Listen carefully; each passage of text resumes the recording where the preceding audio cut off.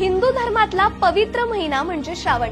या काळात अनेक जण मांसाहार करणं टाळतात, पण महाराष्ट्रातलं एक असं गाव आहे जिथे गेल्या 800 वर्षांपासून श्रावणच पाळला जातो. असं ऐकून तुम्हाला जरा नवल वाटलं असेल, पण हे खरंय. या गावाचं नाव आहे कनाशी. इथे ना कुणी मांसाहार करतं ना कुठलंही व्यसन. संपूर्ण गाव शाकाहारी अशा या गावाची ओळख. हे कशामुळे आहे ना ते बघूयात. या संपूर्ण गावात महानुभाव पंथाचा आचार विचार, तत्वज्ञानाचा विचार इथल्या लोकांमध्ये रुजलाय. 850 वर्षांपासून या गावात महानुभाव पंथाचे अनुग्रहित असल्याने ते पूर्णपणे शाकाहारी आहेत. याला कारण एकच, ते म्हणजे चक्रधर स्वामी यांच्या पदस्पर्शाने ही भूमी पवित्र झाली आहे.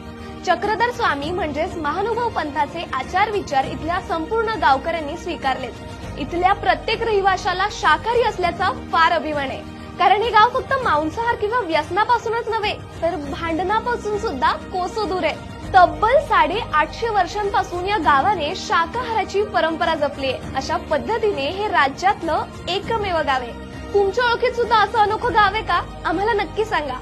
आणि या गावाबद्दल तुमचं काय मत आहे हे आम्हाला कमेंट करून नक्की सांगा.